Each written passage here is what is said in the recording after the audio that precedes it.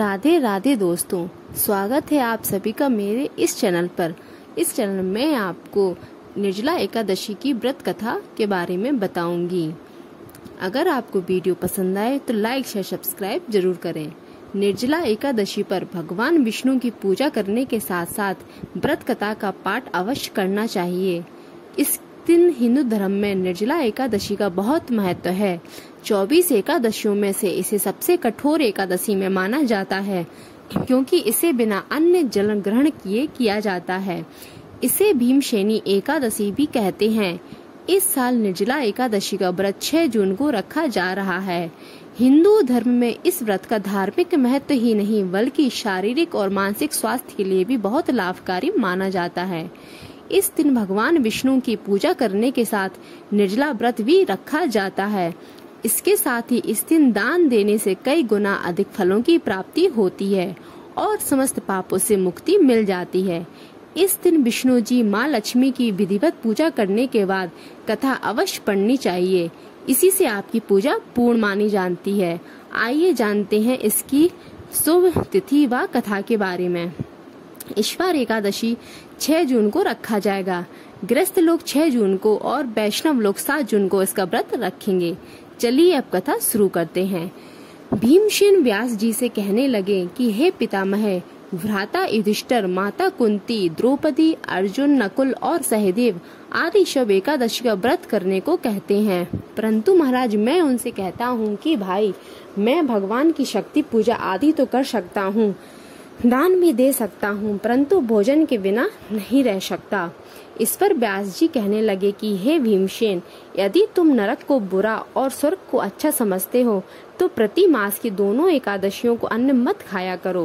भीम कहने लगे हे पितामह, मैं तो पहले ही कह चुका हूँ कि मैं भूख सहन नहीं कर सकता।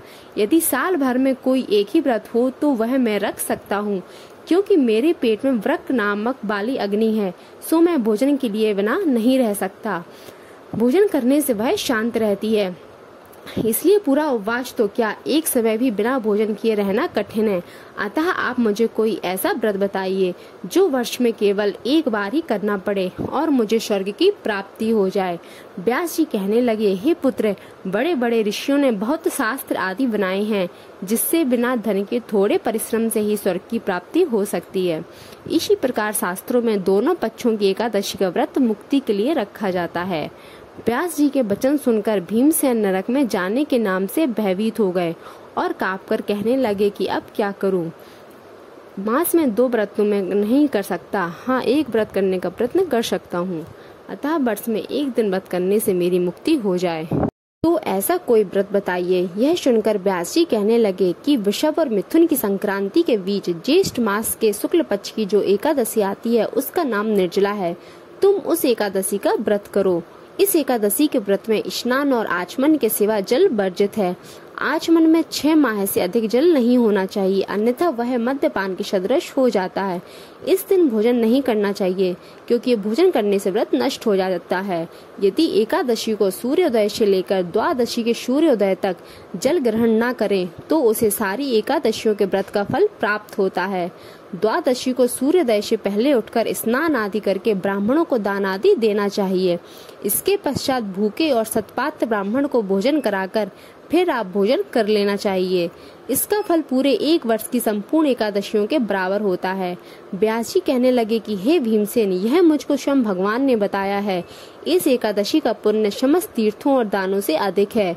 केवल 1 दिन मनुष्य निर्जला रहने से पापों से मुक्त हो जाता है। जो मनुष्य निर्जला एकादशी का व्रत करते हैं उनकी मृत्यु के समय यमदूत आकर नहीं घेरते, वरना भगवान के पार्षद उसे पुस्तक विमान में बिठाकर स्वर्ग को ले जाते हैं। अतः संसार में सबसे श्रेष्ठ निर्जला एकादशी का व्रत है, इसलिए यत्न के साथ इस व्रत को करना चाहिए।